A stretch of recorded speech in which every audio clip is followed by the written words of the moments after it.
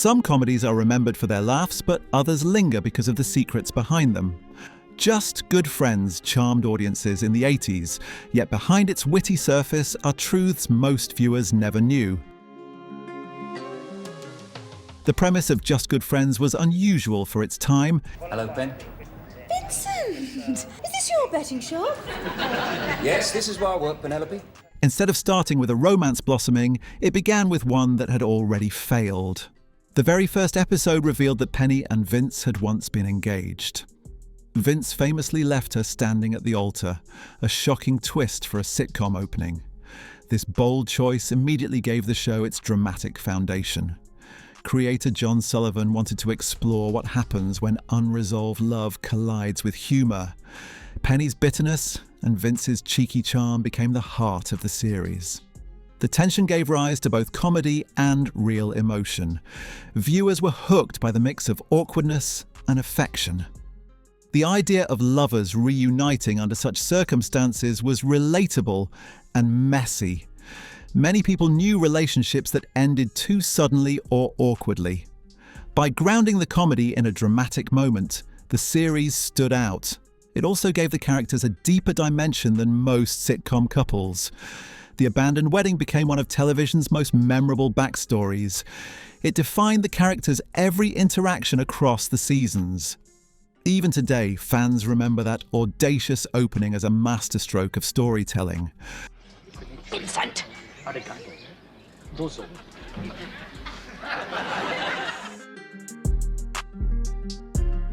Writer John Sullivan had already earned acclaim for creating Only Fools and Horses.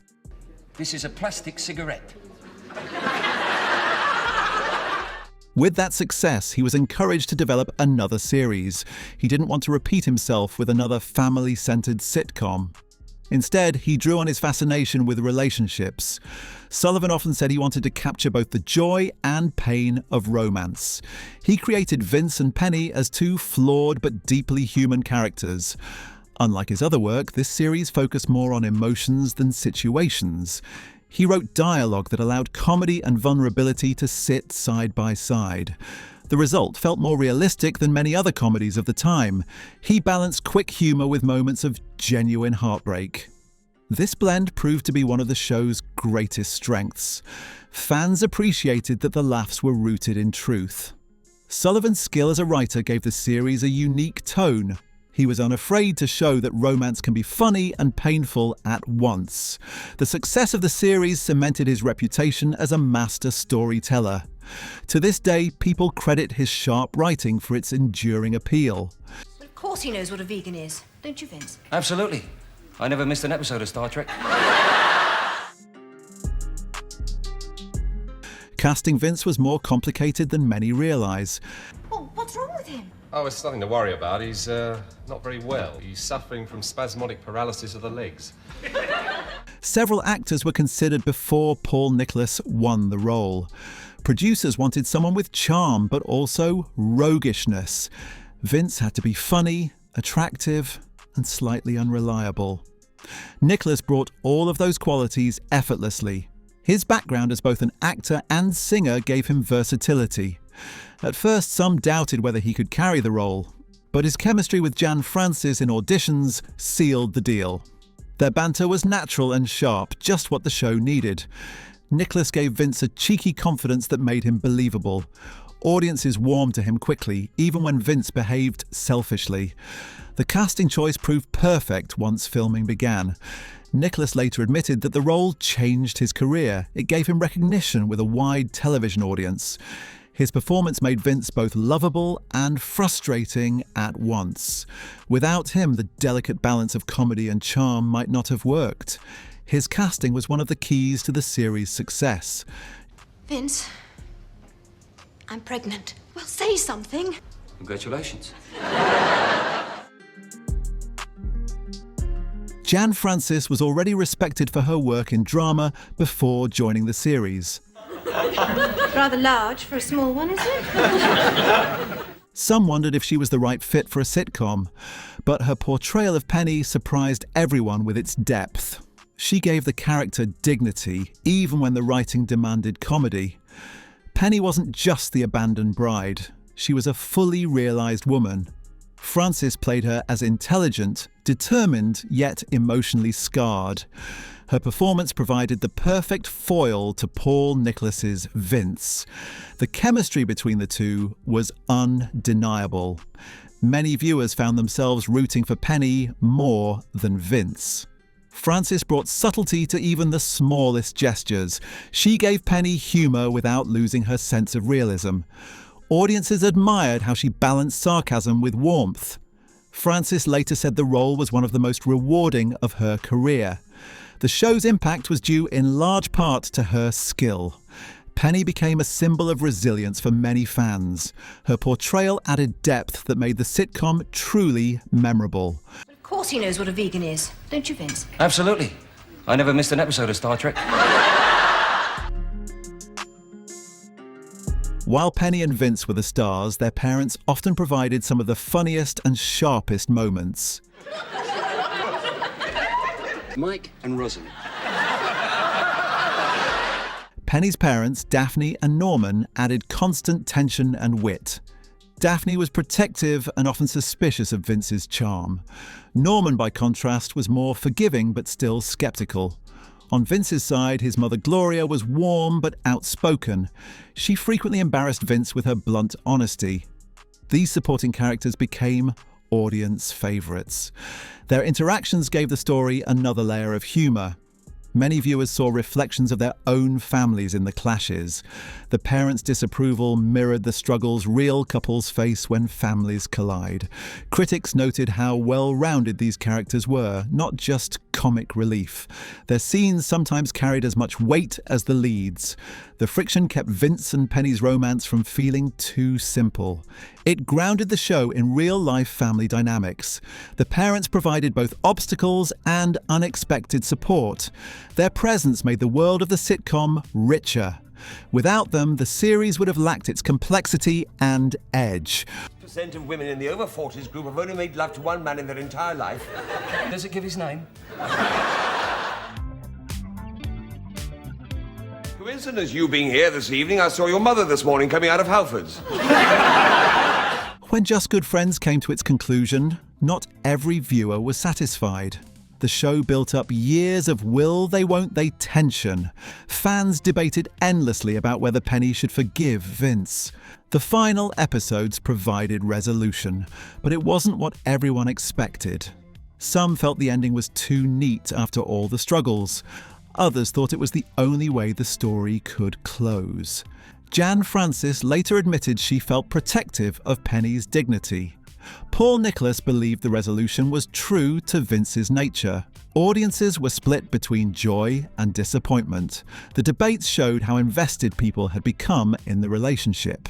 Even years later, fans still argue about the finale. Some prefer to imagine their own ending for the couple. The division only added to the show's legacy. It proved that the characters mattered enough to spark passion. Endings are rarely perfect in real life, and the show reflected that. Whether loved or criticised, the finale ensured the series would not be forgotten. So what sort of accountant are you? Chartered? Tough. Did you or did you not take my daughter's most precious gift? If you're talking about that Morris Minor you bought her for her birthday. The creator of the show, John Sullivan, often based his characters on people he knew. Vince's cheeky bravado reflected traits he had seen in friends growing up. Penny's intelligence and sharp tongue were also drawn from real personalities. Sullivan believed the best comedy came from truth.